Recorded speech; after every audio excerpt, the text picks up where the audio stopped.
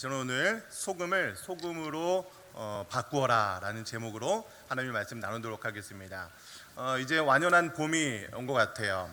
봄이 오면 그동안 겨울잠을 자고 있었던 많은 존재들이 다시 깨어나는 그런 시기가 됩니다. 이렇게 동면에서 깨어나는 존재 중에 하나가 개구리가 있는 것 같아요. 여러분, 그 개구리가요 환경에 굉장히 잘 적응하는 그런 동물로 알려져 있습니다. 왜냐하면 이 개구리는요 변온 동물입니다. 그러니까 자기 몸의 온도를 변화할 수 있는 이 동물이라는 것이죠.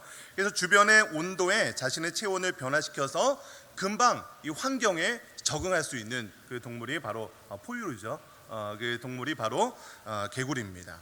여러분, 그래서 이 개구리를 가지고 한 가지 실험을 했습니다. 이 커다란 냄비에다가 차가운 물을 담아놓은 다음에 개구리를 이 차가운 냄비에다 싹 넣었어요. 이 개구리가요 원래 이 찬물을 그렇게 좋아하는 그런 편은 아닙니다. 그러나 자기는 이제 개구리 편에서 나는 이제 변온 동물이기 때문에 그냥 내 온도가 이제 차가운 온도로 변화될 거기 때문에 그렇게 신경 쓰지 않고 이 물 속에서 이게 점점 헤엄을 칩니다. 그러다 보면 이 개구리의 몸이 이 차가운 물의 온도에 맞춰지게 되는 거죠. 이때 이제 이 냄비 밑에다가 불을 딱 뜨기 시작하는 거예요. 약한 불로 불을 딱 올립니다. 이게 물이 점점 따뜻해지겠죠. 그러면 개구리도요 기분 좋아집니다. 여러분도 이렇게 따뜻한 물에 이렇게 샤워를 하면 기분이 좋아지잖아요. 개구리도 마찬가지였어요. 기분이 점점 좋아지면서 그 물의 온도에 맞게 자기의 몸도 점점 온도를 변화시켰어요.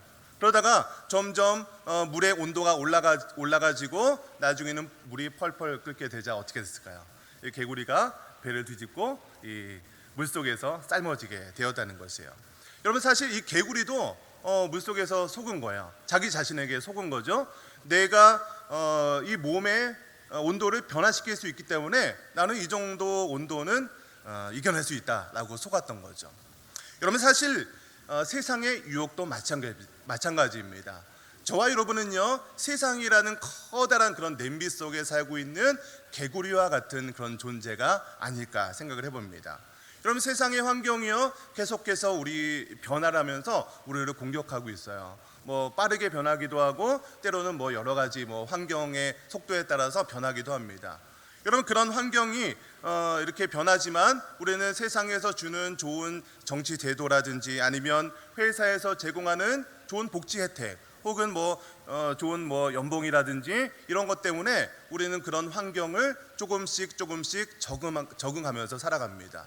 그리고 우리에게 주어지는 그런 어떤 수입을 가지고 차곡차곡 모아서 어떤 집을 마련하기도 하고 좋은 차를 사기도 하고 혹은 좋은 휴대폰이라든지 내가 그동안 갖고 싶었던 어떤 물건들을 구입하기도 합니다. 그것들을 구입하면 어때요? 잠깐 기쁨이 찾아오긴 하죠. 그러나 여러분 아실 거예요. 내가 새로 산 아이폰이 나에게 영원한 기쁨을 가져다 주지 않는다는 것. 이게 시간이 지나면 이것도 구식 핸드폰이 돼버리더라고요. 여러분, 좋은 차, 좋은 집, 그 어떤 것도요 세상에 주는 그 어떤 것도 우리에게 잠깐의 기쁨과 어떤 그런 소망은 줄지 모르겠지만 이 세상의 어떤 것도요 우리에게 영원한 행복을 보장해 주지 못하는 것이죠. 여러분, 그래서 우리는요 세상에서 계속해서 이것을 하면 우리는 행복하게 될 것이다 라는 그런 메시지에 속으면서 살아가고 있었던 것이죠. 여러분, 그러나 우리 그리스도인들은요 이 세상에서 계속해서 속으면서 살아가는 것으로 끝나는 것이 아니라 그 속음을 뛰어넘어서 이 세상 속에서 소금과 같은 역할을 감당하며 살아가게 되시는 우리 청년부 모든 지체들 되시기를 주님의 이름으로 간절히 축원합니다. 여러분, 오늘 본문 말씀을 보면요 이제 가나안 사람들이 모여있는 그 내용으로 시작을 합니다. 우리 1절은 읽지 않았는데 우리 1절 말씀을 같이 좀 읽어보겠습니다. 시작. 이 일 후에 요단 서쪽 산지와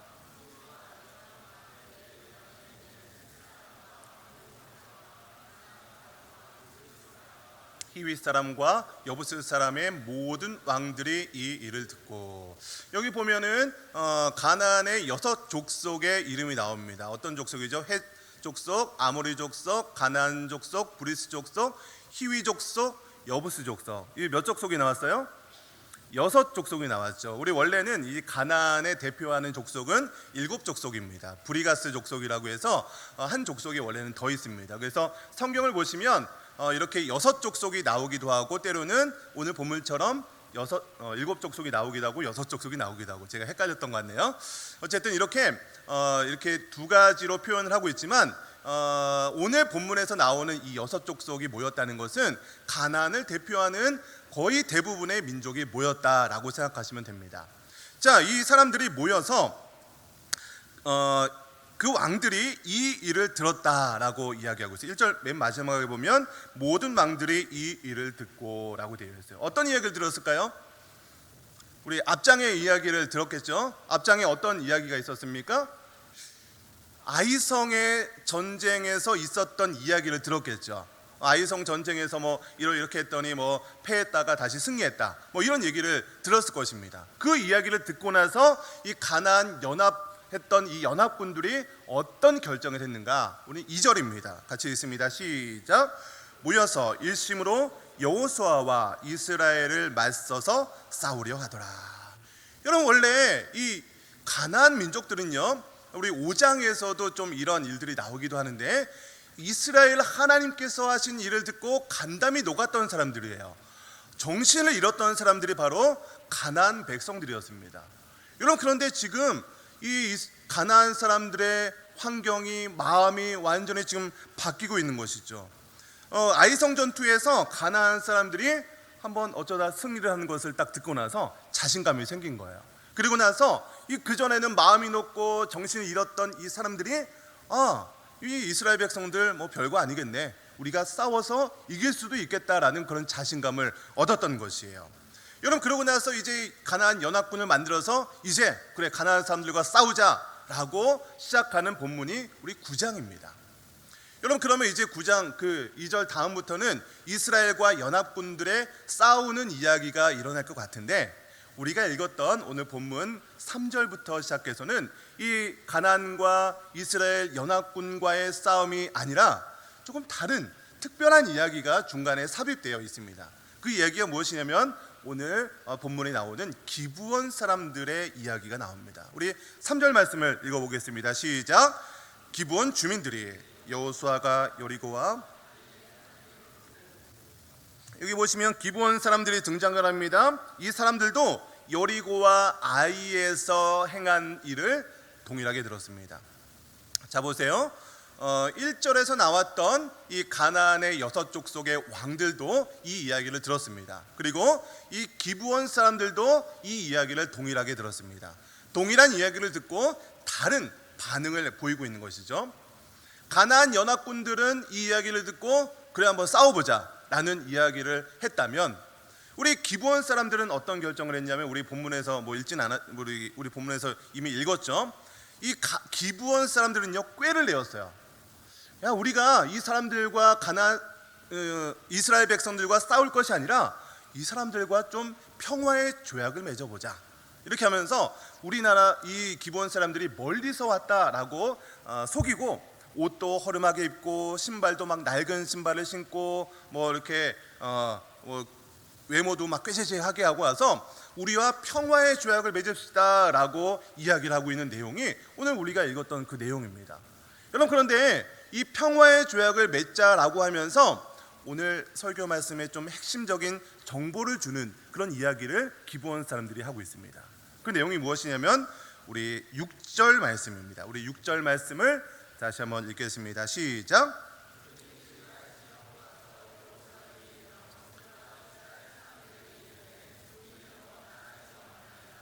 이제 우리와 조약을 맺읍시다 하니. 자, 기브온 사람들이 이렇게 우리 이스라엘과 조약을 맺겠습니다 라고, 조약을 맺읍시다 라고 이야기를 하고 있어요. 자, 그런데 기브온 사람들이 이스라엘 사람들과 조약을 맺읍시다 라고 하면서 조약을 맺을 수 있는 조건으로 내세운 것이 무엇이었습니까? 성경을 보세요. 어떤 조건 때문에 우리가 당신과 조약을 맺을 수 있다라고 이야기를 하고 있습니까? 네? 성경에 나와 있죠. 이스라엘 사람들에게 이르되 뭐라고 이렇게 하고 있어요? 우리는 먼 나라에서 왔나이다. 우리가 먼 나라에서 왔기 때문에 우리와 조약을 맺으십시다라고 이야기하고 있다는 것이에요.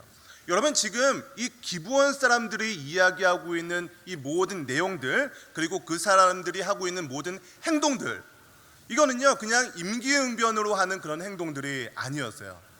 이스라엘을요 철저히 연구하고 조사하고 정확하게 작전을 세우면서 지금 행동을 하고 있는 내용이라는 것이에요.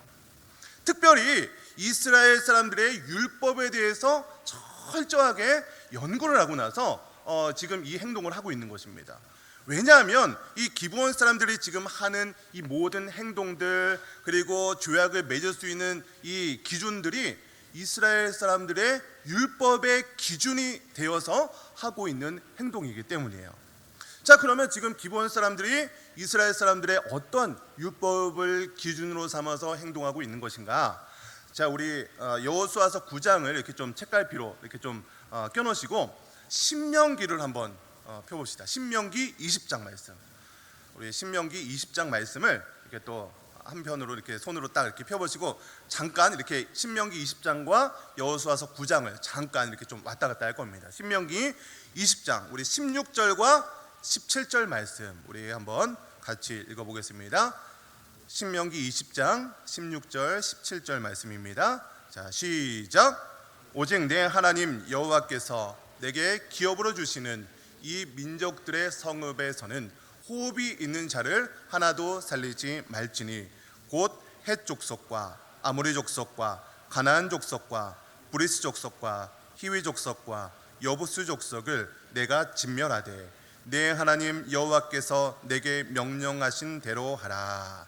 지금 하나님께서 모세를 통해서 이미 명령하셨어요. 네가 그 기업으로 주는 모든 그 땅에 들어가면 그 민족의 모든 호흡이 있는 자는 하나도 살려주지 말아라 라고 하면서 구체적으로 너희들이 어떤 민족을 그렇게 해야 되는지 오늘 그 족속의 명단들을 제시하고 있습니다. 여러분, 그런데 이 족속들의 명단 우리 언제 보지 않았습니까?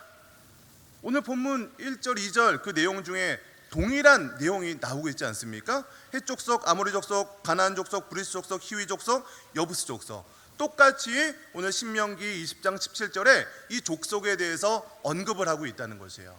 여러분, 그래서 이 본문 족속에 나오는 모든 사람들은 이 구약의 율법에서 나왔던 것처럼 전멸해야 될 그 대상이라는 것이에요. 자, 그런데 문제가 무엇이냐면 오늘 3절부터 나오고 있는 이 기브온 사람들, 이 기브온 사람들이 어느 족속 사람인가, 이게 좀 문제가 될 것 같아요. 다시 우리 여호수아서 9장으로 한번 다시 돌아가 봅시다. 신명기 20장을 이렇게 책갈피로 다시 볼 거니까 바로 펼 거니까 껴놓으시고 여호수아서 9장 7절을 한번 보겠습니다. 이 사람들이 기브온 사람들이 어느 족속 사람들인지 우리 같이 여호수아서 9장 7절 같이 읽겠습니다. 시작. 이스라엘 사람들이 히위 사람에게 이르되 너희가 우리 가운데 거주하는 듯하니 우리가 어떻게 조약을 맺을 수 있으랴 하니. 지금 성경의 기자는요, 이스라엘 사람들은 몰라요. 저와 여러분에게만 지금 정보를 주고 있는 거죠. 이 기브온 사람들이 어느 족속에 속한 사람이라고 우리에게 정보를 주고 있습니까? 히위 족속에 속한 사람들이다라고 정보를 우리에게 주고 있다는 것이에요. 그럼 히위 족속들은 어떻게 해야 되는 대상이에요? 살려주고 이렇게 해야 될 족속입니까? 아니면 진멸해야 되는 그런 족속입니까? 진멸해야 될 족속이 바로 히위 족속인데 기브온 사람들이 바로 그 히위 족속에 속해 있다는 것이에요. 자, 그래서 이 히위 족속들, 기브온 사람들은 자신들이 진멸돼야 될 대상이라는 것을 알고 있었던 사람들입니다. 그런데 자, 우리 다시 한번 신명기 20장으로 돌아가서 10절, 11절 말씀을 한번 살펴보겠습니다. 신명기 20장 10절, 11절입니다. 같이 읽겠습니다. 시작. 내가 어떤 성읍으로 나아가서 치려 할 때에는 그 성읍에 먼저 화평을 선언하라. 11절. 그 성읍이 만일 화평하기로 회답하고 너를 향하여 성문을 열거든 그 모든 주민에게 내게 조공을 바치고 너를 섬기게 할 것이요. 자, 하나님의 원래 원칙은 이것이에요. 이 가나안 땅에 너희가 들어가면 모든 민족들을 이렇게 진멸해야 된다라는 것이 원칙입니다. 이것이 공식이에요. 그런데 모든 공식에는 뭐가 있죠? 예외가 있죠. 예외가. 그래서 하나님께서는요, 자, 이것이 원칙이지만, 자, 모든 민족을 죽이는 것이 원칙이지만, 자, 어떤 성읍에 들어가서 먼저 화평을 선언해라. 자, 너희 우리야 평화의 조약을 맺을래? 라고 했을 때 그 조약을 받아들이면 그들을 종으로 삼고 그들이 조공을 바칠 수 있도록 해도 좋다라고 이야기를 하고 있어요. 자, 그런데 모든 아무런 조건이 없이 아무나 그렇게 화평을 선언하고 살려줄 수 있는 것이 아니라 조건이 있습니다. 그 조건이 무엇이냐면 그게 15절에 나와 있어요. 15절, 신명기 20장 15절입니다. 같이 읽습니다. 시작. 내가 내게서 멀리 떠난 성읍들, 자, 이 민족들에게 속하지 아니한 성읍들에게는 이라고 하면서 나온 구절이 16절, 17절이에요. 16절, 17절에 나온 그 민족들이 뭐예요? 헷 족속, 기브스 족속, 그러면서 가나안 6족속에 속하지 아니한, 그러니까 가나안 중심에 속하지 아니한 그 가나안에서 멀리 떨어져 있는 그 성읍들에 한해서는 그 나라의 사람들에게 화평을 선언하고, 만약에 그들이 우리가 당신들과 이렇게 평화의 조약을 맺겠습니다라고 하면 그들을 종으로 삼고 그들이 조공을 바치는 것을 허락한다라고 하나님께서 이미 모세를 통해서 언약으로 약속했던 그 내용이 있었던 것이에요. 이 기브온 사람들은요, 이 이스라엘 백성들의 언약의 말씀, 이 율법의 말씀들을 철저히 연구했던 것 같아요. 이 말씀의 기준 삼아서 이 기브온 사람들은 자신들이 이 히위 족속이 아니라, 가나안 족속이 아니라 이 가나안에서 멀리 떨어져 있는 사람이다라고 얘기하면서 우리 평화의 조약을 맺읍시다라고 이야기하고 있는 것이에요. 여러분, 그래서 이 기브온 사람들이 이스라엘 사람들에게 와서 우리 평화의 조약을 맺읍시다라고 하니까 이스라엘 사람들이 헷갈리는 거예요. 딱 겉모습을 보니까 아닌 것 같거든요. 이 좀 가나안 사람들의 어떤 외모나 어떤 말투나 이런 게 있나 봐요. 당신들 보니까 이 근처 사람들 같은데 우리가 어떻게 당신들과 조약을 맺을 수 있습니까? 그러면서 신문을 하기 시작합니다. 당신 어디서 왔습니까? 왜 왔습니까? 막 이렇게 신문을 하기 시작했을 때 기브온 사람들이 했던 대답들이 이제 쭉 나오는 거예요. 우리 여호수아서 9장으로 이제 다시 돌아오겠습니다. 이제 신명기는 안 볼 거니까 여호수아 9장으로 다시 이렇게 딱 돌아와서 9장 9절을 보겠습니다. 여호수아서 9장 9절 시작. 그들이 여호수아에게 대답하되 종들은 당신의 하나님 여호와의 이름으로 말미암아 심히 먼 나라에서 왔사오니 이는 우리가 그의 소문과 그가 애굽에서 행하신 모든 일을 들으며, 지금 이스라엘 사람들이 계속해서 기브온 사람들을 신문하니까 이 사람들이 준비했던 그런 자기들의 그런 어떤 증거들, 자신들의 변호를 지금 하고 있는 거예요. 먼저 이 기브온 사람들이 하고 있는 내용이 무엇입니까? 첫째는 우리는 어떤 당신들과 싸우려 한 것이 아니라 당신들의 종입니다. 당신들의 종이 되기 위해서 왔습니다라고 첫 번째 이야기를 하고 있어요. 두 번째 이야기는 무엇이냐면 하나님 여호와의 이름을 거론하면서 우리는 먼 나라에서 왔습니다. 심히 먼 나라에서 왔습니다. 여러분, 이스라엘 사람들이 약한 게 이거예요. 하나님의 이름을 가지고 맹세하는 거, 이게 약한 거예요. 그러니까 지금 우리는 당신들의 종이고 당신들과 싸우려 하는 것이 아니고 우리는 하나님 여호와 하나님의 그 이름을 걸고 맹세하는데 우리는 심히 먼 나라에서 왔다고 자신 있게 막 얘기하는 거예요. 자, 그리고 또 하나 이야기를 하는데 우리가 그의 소문 어떤 소문이에요? 하나님에 대한 소문을 들었다는 거죠. 그가 애굽에서 행한 모든 일들을 들었다. 하나님께서 애굽에서 이스라엘 백성들에게 어떤 일을 행했습니까? 그 애굽에서 400년 동안 종살이를 하고 있는 이스라엘 백성들을 10가지 재앙을 통해서 그 놔주지 않는 그 바로, 엄청나게 강한 그 민족이었던 바로에게서 구해주신 그런 일들을 들었다. 이 놀라운 하나님의 역사하심을 우리가 먼 나라에서 우리는 전해 들었다라고 이야기를 하고 있어요. 그리고 10절에서도 똑같이 또 이야기를 합니다. 우리 10절 말씀도 보겠습니다. 시작.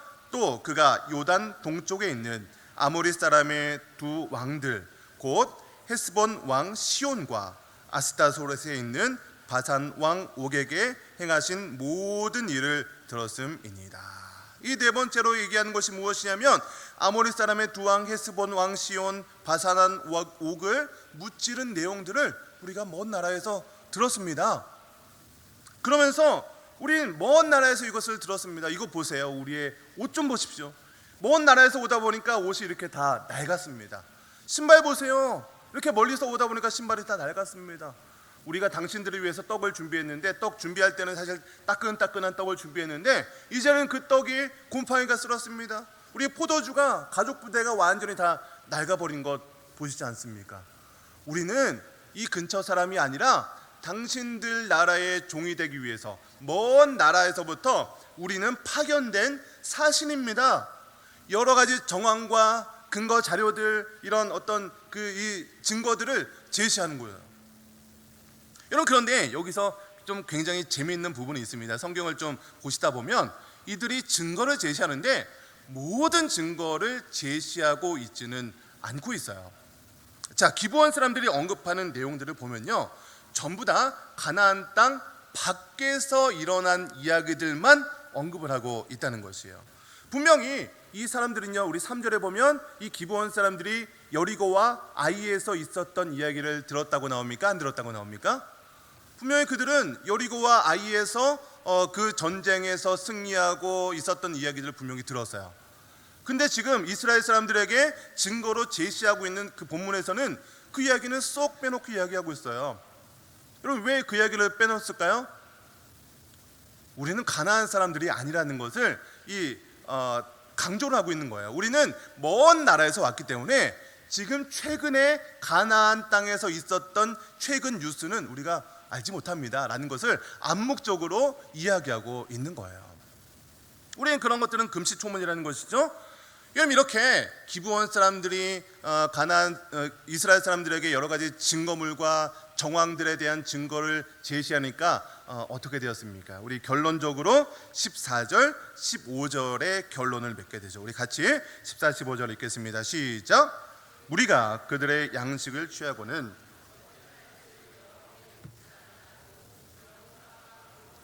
화친하여 그들을 살리리라는 조약을 맺고 여호수아와 이스라엘 백성들이 그들과 화친을 했습니다.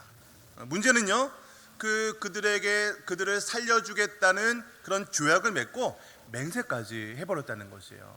그 모든 과정에서 이스라엘 백성들이 한 가지 실수를 했어요. 여러분도 눈치채셨겠지만 어떤 실수를 했습니까? 여호와께 묻지 아니하고 이거 하나님 우리가 이들과 조약을 맺어야 됩니까? 맺지 않아야 됩니까? 모든 것들 모든 일들을 하기 전에 여호와 하나님께 물었어야 되는데 이스라엘 백성들은요 자신들이 판단했던 모든 증거들 정보들을 믿고 그것만 가지고 조약을 맺고 있었다는 것이에요. 여러분 이스라엘 백성들은요 자신들의 이성을 믿었어요. 여러 가지 정황들과 이 기브온 사람들이 제시하는 증거물들을 보니까 이거는 너무나도 잘 들어맞는 내용들이죠. 그리고 이들과 조약을 맺는다 하더라도 이스라엘의 율법상 전혀 문제가 되지 않는 그런 내용들이었기 때문에 이거는 뭐 하나님께 물으나 마나, 이건 우리가 하나님의 율법대로 한 거기 때문에 율법의 근거에서 한 거기 때문에 이거는 뭐 전혀 문제가 되지 않는다고 생각을 하고 전혀 하나님의 의견과 하나님의 뜻이 무엇인지 묻지 아니하고 그냥 조약을 덜컥 맺어버린 것입니다. 여러분 이렇게 사람이 어떤 결정을 내릴 때 우리도 마찬가지예요. 여러분들 이 땅을 살아가다 보면 여러 가지 중요한 결정들 뭐 크건 작건 우리가 결정을 내리고 판단해야 될 그런 일들이 생기기 마련입니다. 여러분 그럴 때 우리는요 우리의 판단력과 우리의 정보력과 우리의 이성과 많은 그런 사람들의 이야기 뭐 참고 자료들 인터넷 여러 가지 이야기를 우리가 정보를 종합해서 우리가 결정할 때가 얼마나 많이 있습니까? 여러분 그러나 우리가 아무리 공정하게 그리고 정확하게 어떤 판단의 기준을 가지고 어떤 결정을 내린다 하더라도 우리가 간과해서는 안 될 게 무엇이냐면 사람은요 죄가 있는 사람은요 실수할 수 있다는 것을 우리는 간과해서는 안 된다는 것이에요. 우리가 어떤 결정을 내릴 때 어떤 우리의 판단력과 우리의 정황, 우리의 어떤 이성, 정보력을 믿고 결정할 때는 실수할 수 있는 존재가 바로 저와 여러분이라는 것이에요. 여러분, 그렇기 때문에 우리가 항상 하나님께서 우리의 인생 가운데 하나님 우리가 어떤 길로 가야겠습니까? 하나님 내가 어떤 결정을 해야겠습니까? 하나님 내가 어떤 직장을 가려고 하는데 하나님 이런 직장을 내가 선택을 하는 것이 하나님의 뜻과 맞습니까? 내가 어떤 행동을 해야겠습니까? 하나님 내가 이런 판단을 하려고 하는데 이런 배우자와 교제를 하고 결혼하려고 하는데 이것이 하나님의 뜻이 맞습니까? 하나님 이 결혼을 통해서 우리가 정말로 하나님의 뜻을 이루는 그런 결혼입니까? 하나님의 뜻이 무엇입니까? 우리는요 어떤 판단을 내리기 전에 충분히 기도하고 또 기도하고 하나님 이 일 가운데 하나님께서 원하시는 그 하나님의 뜻이 무엇입니까? 라는 하나님의 의견을 철저하게 물어야 한다는 것이에요. 그렇지 아니하고 섣불리 우리가 어떠한 나의 이성을 믿고 나의 판단력을 믿고 나의 정보력을 믿고 어떠한 결정을 해 나가다 보면 우리는 때로는 전혀 이거는 실수할 수 없는 일이라고 생각하는 그 부분에서 덜컥 실수하게 되는 일들이 발생하는 거예요. 여러분 검찰 그런 분들도 가끔가다 보이스피싱에 당한다 하더라고요.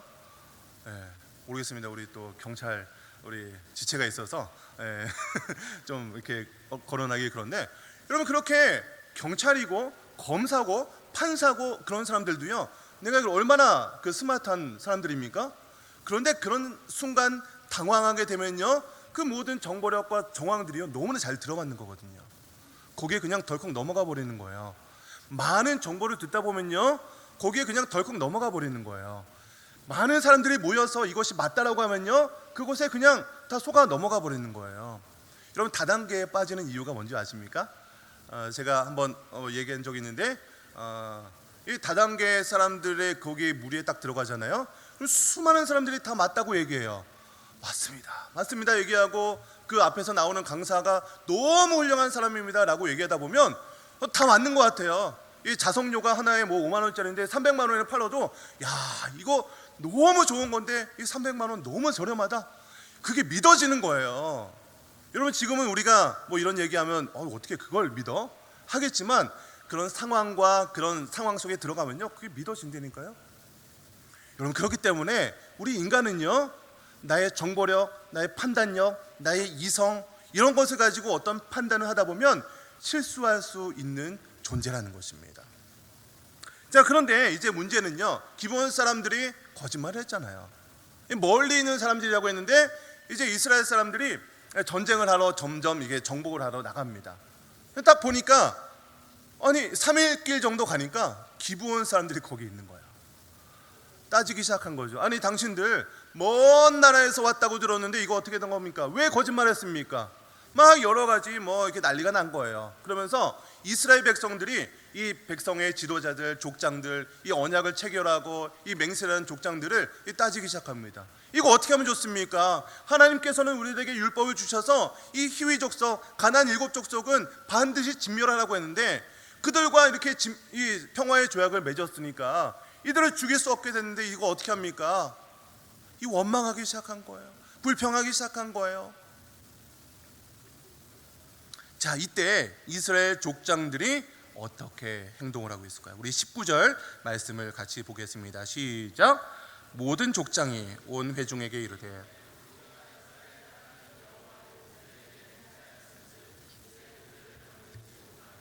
사실 조약은 맺었지만 이거 잘못된 조약이잖아요. 거짓말을 해서 기브온 사람들이 거짓말을 해서 맺은 조약이기 때문에 사실 이거 다 무효. 전면 무효. 이거 너희들 거짓말해서 한 거니까 이거 전면 무효다라고 이렇게 할 수도 있는 것이에요. 계약을 맺었기 때문에 계약을 파기할 수도 있는 거예요, 사실. 여러분 그런데요, 이스라엘 족장들이 했던 결정은 그것이 아니었어요. 우리가 하나님 여호와의 이름으로 그들과 조약을 맺었기 때문에 그들을 죽여서는 안 된다라고 이야기를 하고 있어요. 그러면서 이 상황들을 하나님께 우리가 맹세한 일이기 때문에 죽이지 말자라고 이야기를 합니다. 여러분, 그런데 이 아이성 전쟁을 한번 생각해 보세요. 아이성 전쟁에서 아간 한 명이 잘못된 죄를 지었을 때 수많은 사람들이 죽음을 당하게 되고, 그 아간과 그 아간의 가족들이 이 아골골짜기에서 죽음을 당하게 되는 그런 일들이 벌어졌잖아요. 그런데 지금 이 희위 족속, 그러니까 기브온 사람들을 살려주는 이 죄에 대한 대가가 어떻게 될까? 어떻게 보면 민족적인 실수일 수 있는 거잖아요. 그렇기 때문에 어떻게 보면요, 굉장히 큰 하나님의 진노가 이스라엘 사람들에게 임할 수도 있는 그런 상황이라는 것이에요. 그런데 이 모든 상황들을 이 이스라엘 사람들은 뭐라고 얘기하냐면, 이스라엘 하나님 여호와로 그 여호와의 이름으로 맹세했기 때문에 그들을 건드리지 못한다.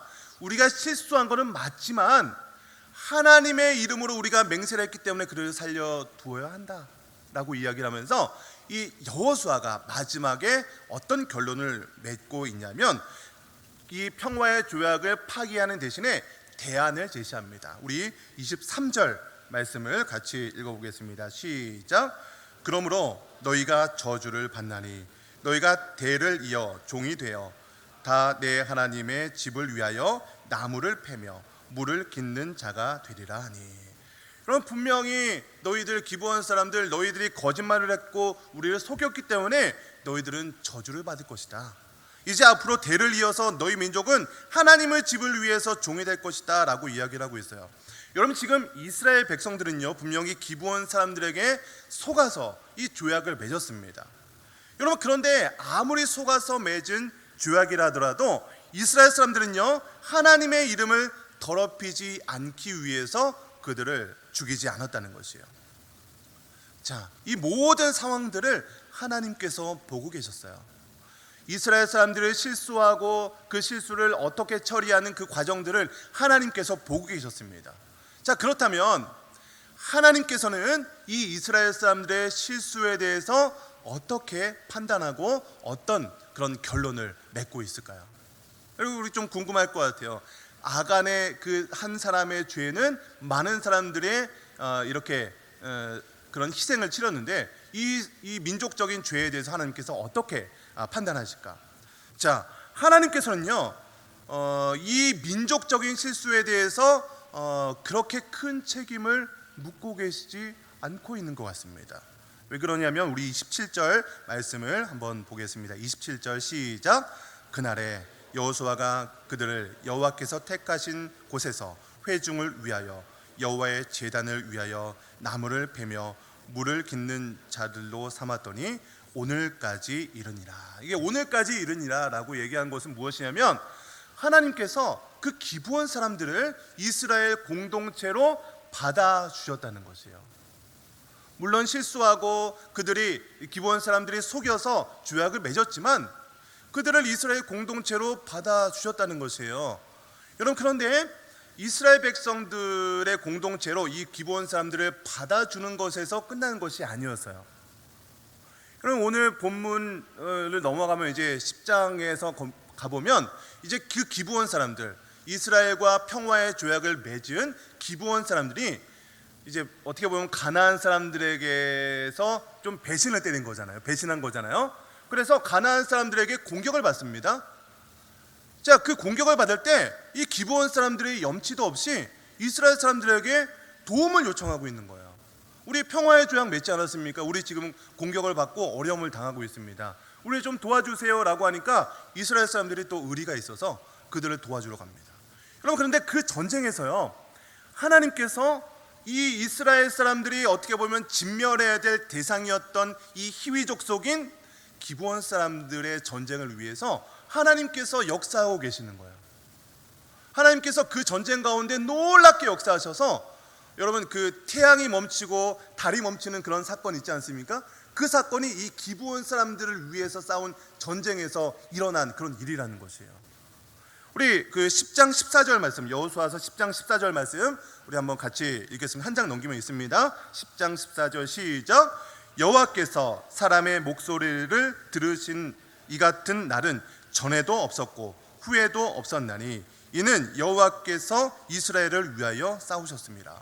이 여호와께서 이렇게 사람의 목소리를 들었던 일이 전에도 후에도 없었을 정도로 이 기브온 사람들을 살리기 위한 전쟁에서 하나님께서 역사하셨다는 것이에요. 이런 뿐만 아닙니다. 다윗 시대에 가면요, 다윗 시대가 굉장히 강성했던 그런 시대잖아요. 이스라엘 사람들 가운데 그 다윗 시대에 3년간 기근이 든 일이 있었습니다. 근데 그 기근이 왜 그런 기근이 있었나? 하나님께서 이스라엘 백성들의 죄를 지었을 때 세 가지로 심판을 합니다. 그 세 가지가 무엇이냐면 칼, 기근, 전염병. 그러니까 칼은 이제 외부 사람들이 전쟁을 통해서 힘들게 하는 거죠. 그리고 기근, 그리고 전염병. 이런 세 가지를 통해서 이스라엘 사람들이 죄를 지었다는 것을 깨닫게 하는 도구로 이 세 가지를 허락하시는데, 이 다윗 시대에 3년 동안 기근을 허락하셨다는 것은 이스라엘 사람들이 어떤 죄를, 범죄를 하고 있었다는 것을 이야기하고 있습니다. 우리 사무엘 하 21장 1절 말씀, 오늘 좀 이렇게 이거는 화면으로 좀 봅시다. 우리 좀 찾아야 되니까 시간이 좀 없어서 같이 좀 읽겠습니다. 시작. 다윗의 시대에 해를 거듭하여 3년 기근이 있으므로 다윗이 여호와 앞에 간구하매. 자, 다윗 시대에 3년 동안 기근이 있었습니다. 그래서 다윗이 기도했습니다. 하나님, 우리 죄가 무엇입니까? 무엇 때문에 우리에게 이렇게 3년 동안 기근을 주셨습니까? 라고 했더니 여호와께서 이르시되 이는 사울과 피를 흘리니 그의 집으로 말미암음이라. 그러니까 사울이 어떤 죄를 지었어요. 사울이 어떤 죄를 졌냐면 그가, 같이 읽겠습니다. 시작. 기브온 사람을 죽였음이니라. 사울이 기브온 사람들을 죽였기 때문에 이스라엘 사람들에게 이렇게 3년 동안 기근을 내주셨다는 것이에요. 그것이 이스라엘 사람들에게 엄청난 죄라는 것을 깨닫게 하기 위해서 3년 동안 기근을 줄 정도로 하나님께서는요, 기브온 사람들을 그렇게 각별히 생각했다는 것이요.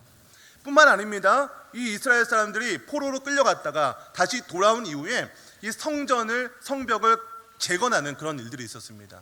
근데 이 기브온 사람들이 성벽을 재건하는데 놀랍게 소중한 것에 사용되고 있다는 것이에요. 느헤미야 3장 7절 말씀인데 이것도 화면으로 좀 보겠습니다. 시작.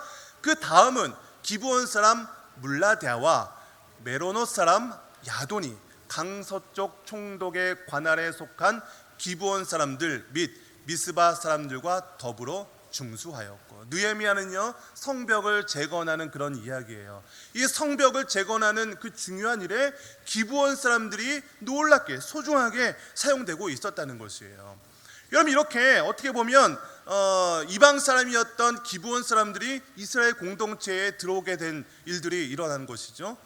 여러분, 사실 이 여호수아서를 보면 이방인들 중에 이스라엘 공동체에 자연스럽게 속했던 사람이 있었습니다.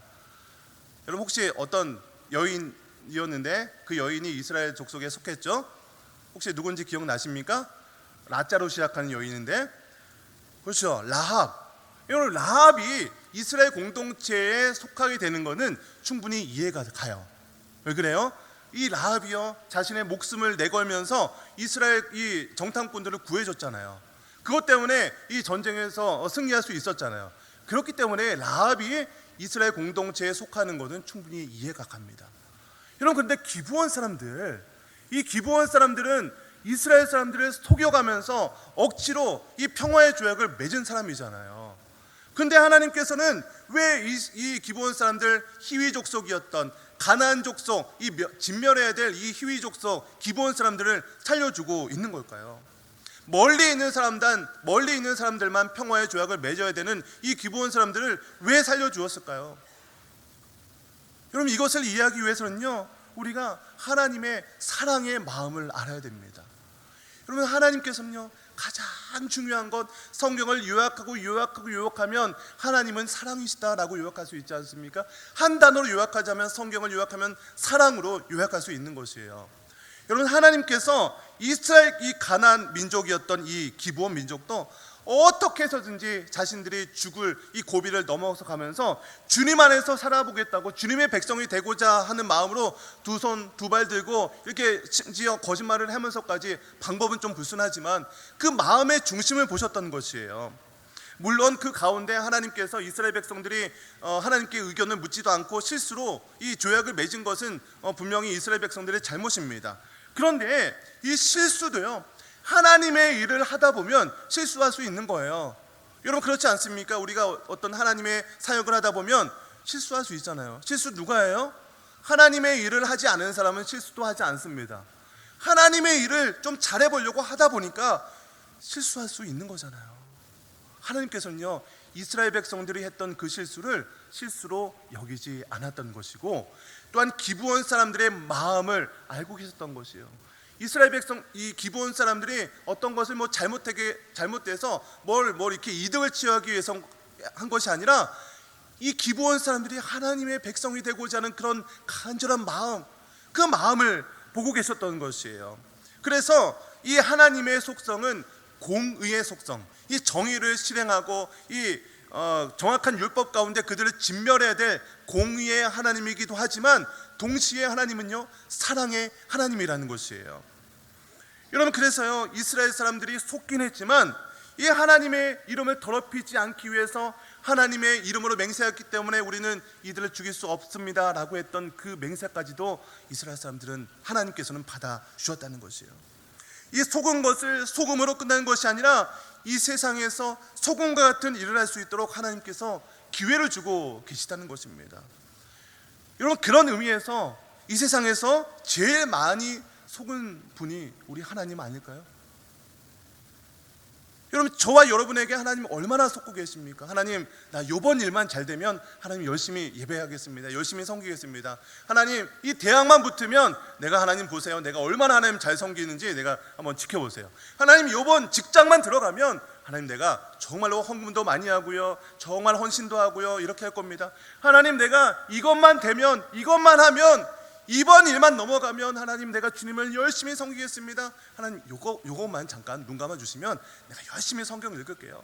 하나님 요번 기간만 요 기간만 눈 감아 주시면 내가 열심히 하겠습니다. 여러분 우리 얼마나 많이 기도하고 맹세했습니까?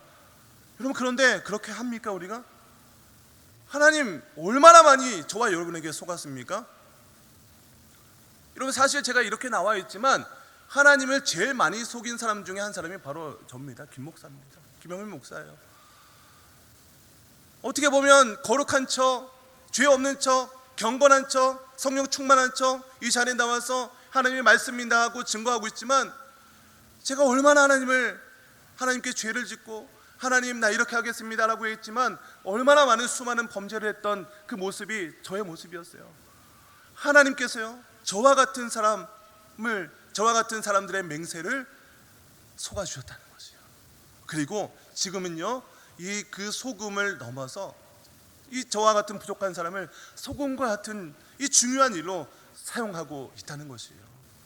여러분 저와 같은 사람도 하나님께서 사용하신다면 여러분은 어떻겠습니까? 저보다 훨씬 더 뛰어나고 저보다 훨씬 더 훌륭한 여러분들은 어떻겠습니까?